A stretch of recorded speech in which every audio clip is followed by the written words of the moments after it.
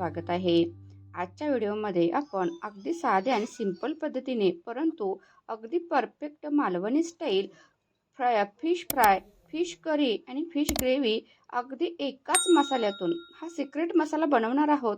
यानंतर आपल्याला दुसरा कोणताही मसाला किंवा काहीही वापरण्याची गरज भासणार नाही आणि अगदी साधी आणि सोप्या पद्धतीने आपण आजच्या व्हिडिओमध्ये हे पदार्थ बनवलेले आहेत. चला तर मग जास्त वेळ न घेता व्हिडिओला सुरुवात करूया. या ठिकाणी पाहू शकता एकदम कुरकुरीत आणि आतून मऊ असा हा आपण फिश फ्राय बनवणार आहोत. या ठिकाणी हे 2 मासे घेतलेले आहेत. आता कमेंट करून तुम्ही सांगायचं आहे हा कोणत्या प्रकारचा मासा आहे. मला पण लक्षात नाही आला याला कोणत्या प्रकारचा मासा म्हणायचा आहे, तर नक्की कमेंट करा हां. आता हे मासे आपण स्वच्छ आतील घाण वगैरे काढून घेतलेली आहे. आता अगदी भाकरीचं पीठ असतं ना आपलं, हे व्यवस्थित असं याला चोळून घ्यायचं आहे. दोन्ही साईडहून छान असं चोळून घ्यायचं. वरचे कल्ले वगैरे सुद्धा आपण काढलेले आहेत आणि आता पुन्हा आणखी आपण हे पीठ लावून स्वच्छ धुवून घ्यायचं आहे. सुरीच्या साहाय्याने कल्ले व्यवस्थित निघतात. कल्ले अजिबात राखायचे नाहीत, कारण ते आपले जर पोटात गेले तर अपचन होऊ शकतं. आता पुन्हा स्वच्छ असे अगदी भरपूर पाण्यानं हे मासे स्वच्छ धुवून घ्यायचे आहेत. अशा प्रकारे आपण हे मासे स्वच्छ करून घ्यायचे आहेत. आतील पोटातील वगैरे सगळी घाण काढलेली आहे, कल्ले काढलेले आहेत. हे आपले आता मासे स्वच्छ झालेले आहेत. आता हे साईडला जे याचे पर वगैरे असतात हे आपण काढायचे आहेत. कल्ले जे असतात ते काढायचे आहेत. काढले तरी चालतात, नाही काढले तरी चालतात, परंतु आपण काढून टाकायचे आहेत. आता याचे आपण फ्राय बनवण्यासाठी शिवाय ग्रेव्हीसाठी आणि रश्श्यासाठी याचे असे पीस करून घ्यायचे आहेत. या ठिकाणी अशा साईजमध्ये आपण हा मासा कट करून घेतलेला आहे. खूप मोठे मासे असल्यामुळे हे पटकन लवकर आपल्या घरच्याच विळतीने चिरल्यामुळं लवकर चिरत नाहीये. तरी पण छान असे काप आपले आता या ठिकाणी तयार झालेले आहेत. तर रश्श्यासाठी आपण जे शेपटीकडचा भाग असतो आणि तोंडाकडचा भाग असतो तो साईडला ठेवायचा आहे. हा आपण रश्श्यासाठी वापरणार आहोत आणि हा मधले जे पीस आहेत हे आपण ग्रेव्ही आणि फ्राय करण्यासाठी वापरणार आहोत. हे पाहू शकता किती मोठे असे हे तोंड आहेत, पण याचा रस्सा छान बनतो. चला आता आपण पुढची प्रोसेस पाहूया. कोणत्याही क्षणी व्हिडिओ थोडा जरी आवडला तर व्हिडिओला लाईक करायला विसरू नका. अजूनही चॅनलवर नवीन असाल तर चॅनलला सबस्क्राईब करायला पण विसरू नका. आता या मासे आपण पुन्हा एकदा स्वच्छ आणखी धुवून घेतलेले आहेत आणि याला आता सर्वात पहिली पायरी म्हणजे हे मासे मॅरिनेट करण्यासाठी आपण याला थोडंसं हळद आणि मीठ व्यवस्थित अगदी मिक्स करून घ्यायचं आहे. अगदी सर्व पिसांना हे लागायला हवं. आता यानंतर आपण पूर्ण एका लिंबूचा रस यामध्ये टाकलेला आहे. या ठिकाणी तुम्ही कोकम वापरलं तरी सुद्धा चालू शकतं. तर या ठिकाणी मी लिंबूचा रस वापरलेला आहे. तो सुद्धा आता सर्व पिसांना लावून घ्यायचा आहे. याबरोबर आले लसणाची पेस्ट पण आपण या ठिकाणी लावून घ्यायची आहे. अगदी सर्व पिसांना व्यवस्थित लावून घेतली की आता आपण हे मॅरिनेट होण्यासाठी 10 ते 15 मिनिटं तरी हे असंच ठेवून द्यायचं आहे. आता आपण यासाठी लागणारा सिक्रेट मसाला बनवून घेऊयात. एक मिक्सरचं भांडं घ्यायचं आहे. तर या ठिकाणी 5 ते 6 बॅडगी मिरच्या घेतलेल्या आहेत. काश्मीरी लाल तिखट मिरच्या घेतल्या तरी चालतील किंवा हे बॅडगी घेतल्या तरी चालतील. त्याचबरोबर ओला नारळ घ्यायचा आहे. या ठिकाणी ओलाच नारळ वापरायचा आहे. पूर्ण एक नारळ आपण या ठिकाणी घेतलेला आहे, बारीक चिरून घेतलेला आहे. 2 टेबलस्पून या ठिकाणी धने घेतलेले आहेत. 1 टेबलस्पून बडीशेप घ्यायची आहे. काही खडे मसाले अगदी थोडेसेच घेतलेले आहेत. शक्यतो नाही वापरले तरी सुद्धा चालतील, परंतु या ठिकाणी मी अगदी थोडे नकळत एक जायपत्रीचा तुकडा, 3 ते 4 लवंगा, एक मसाले वेलची आणि एक दालचिनीचा तुकडा घेतलेला आहे. एक टोमॅटो चिरून घ्यायचा आहे. 2 मध्यम आकाराचे कांदे चिरून घ्यायचे आहेत. आता यामध्येच आपण थोडीशी हळद टाकायची आहे आणि आले लसूणची पेस्ट टाकायची आहे. आणि आता थोडंसं पाणी घालत घालत अगदी याची छान अशी पेस्ट बनवून घ्यायची आहे. पाहू शकता किती छान अगदी असा हा कलर आपला आलेला आहे.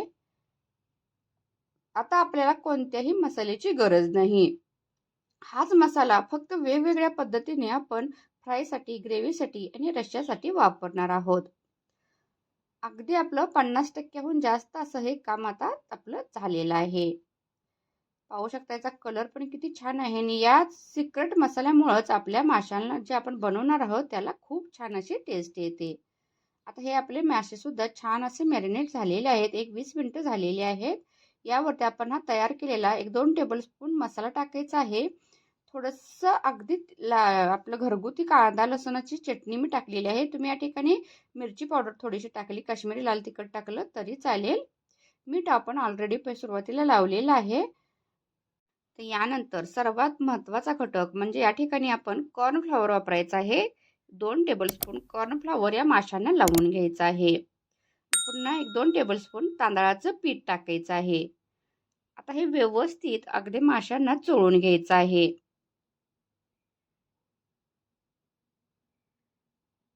तर सर्व माशांना आपण हे लावून घेतलेले आहे. कॉर्नफ्लॉवरमुळेच आपले जे फ्राय केलेले मासे आहेत ते अतिशय कुरकुरीत असे वरून तयार होतात. आता या ठिकाणी एका प्लेटमध्ये आपण थोडासा एकदम बारीक रवा घ्यायचा आहे.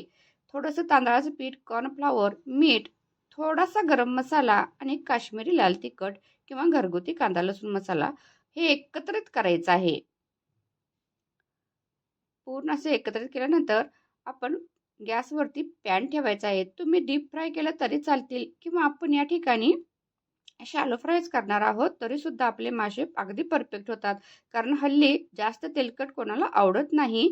यासाठी आपण हे फक्त शॅलो फ्राय करायचे आहेत.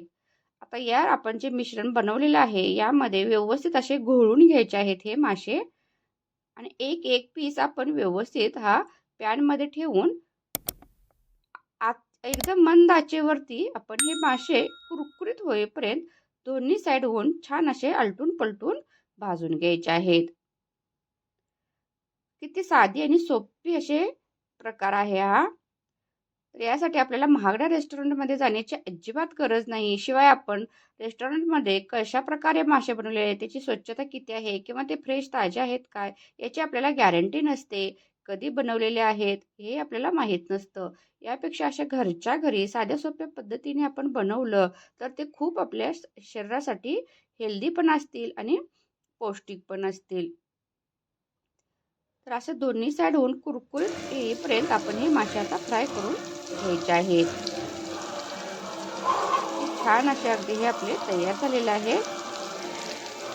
मसाला किती साध्या सोप्या पद्धतीने आपण बनवला होता पाहिला होता तरी सुद्धा एकदम खमंग असा वास मसाल्याचा सुटलेला आहे. माशांचा येत नाही पण मसाल्याचा वास खूप सुगंध छान येत आहे. आपण थोडासा हा फोडून पाहूया आतून कसा झालेला आहे. वाह मस्त. वरून एकदम कुरकुरीत आहे आणि आतून एकदम सॉफ्ट असा छान झालेला आहे. आता आपण दुसरे जे मासे आहेत ते सुद्धा आपण फक्त त्या रव्यामध्ये न घोळता असेच भाजायचे आहेत. हे आपण ग्रेव्हीसाठी वापरणार आहोत. आता पुन्हा गॅसवरती कढई किंवा पॅन ठेवायचं आहे. यामध्ये फ्राय करून राहिलेले थोडंसं तेल आहे ते पण टाकलेलं आहे आणि दुसरं थोडंसं तेल टाकून यामध्ये 1-2 कांदे बारीक चिरून सोनेरी रंगावरती परतवून घेतलेले आहेत. तर यामध्ये आपण जो मसाला बनवून घेतलेला आहे तो टाकायचा आहे. निम्मा मसाला आपण यासाठी ग्रेव्हीसाठी वापरणार आहोत आणि निम्मा मसाला आपण रश्श्यासाठी वापरणार आहोत. एकच मसाला परंतु याचमध्ये अगदी 3-3 पदार्थ अगदी झटपट तयार होतात. साईडला लगेच आपण दुसरं भांडं ठेवायचं आहे. यामध्ये सुद्धा थोडासा कांदा, आलं लसूण पेस्ट टाकायची आणि हा मसाला टाकायचा आहे. वरून थोडंसं लाल तिखट टाकायचं आहे. आपल्याला टेस्टनुसार थोडंसं मीठ टाकायचं आहे आणि गरम पाणी आवश्यकतेनुसार टाकायचं आहे. हे ग्रेव्हीसाठी बनवलेलं आहे. यामध्ये आपण थोडंच पाणी टाकायचं आहे आणि रश्श्यासाठी आपल्याला जेवढं आवश्यक वाटेल तेवढं पाणी आपण यामध्ये रश्श्यामध्ये टाकायचं आहे. जेवढा आपल्याला रस्सा बनवायचा आहे किंवा मसाला जेवढ्या प्रमाणात आहे तेवढ्या प्रमाणात टाकायचा आहे. टेस्टनुसार मीठ टाकून घेतलेलं आहे. आता छान असा हा मसाला शिजू द्यायचा आहे. पूर्ण शिजल्यानंतर तेल सुटल्यानंतर व्यवस्थित भरपूर अशी कोथिंबीर टाकायची आहे आणि आपण हे फ्राय केलेले जे बिना रव्यामध्ये घुसळलेले जे पीस होते ते यामध्ये टाकायचे आहेत. आता आपले हे पीस ऑलरेडी शिजलेले आहे, त्यामुळे आता जास्त वेळ शिजवायचं नाही. फक्त एक 2 मिनिटं वाफ आली की गॅस बंद करायचा आहे. तर हा आपला ग्रेव्हीतला मासा तयार झालेला आहे. आता रश्श्याला पूर्ण उकळी येऊ द्यायची आहे. भरपूर अशी कोथिंबीर टाकून उकळी आल्यानंतरच आपण जे तोंडाकडचा आणि शेपटीकडचा भाग ठेवलेला आहे, तो आपण रश्श्यामध्ये टाकून छान अशी उकळी आणायची आहे. या ठिकाणी पाहू शकता, घरच्या घरी मालवणी स्टाईल आपली फिश थाळी तयार आहे. किती साधी आणि सोप्या पद्धतीने आपण हे बनवलेले आहे. टेस्ट तर अप्रतिम आहे. हे आता तुम्ही नक्की अशा प्रकारे बनवून मगच कमेंट करून कळवा की तुम्हाला टेस्ट कशी वाटली. शिवाय हा व्हिडिओ तुम्ही कोणत्या भागातून पाहत आहात ते सुद्धा मला सांगा, म्हणजे नक्की मला समजेल की माझे व्हिडिओ कोणत्या भागापर्यंत पोहोचलेले आहेत.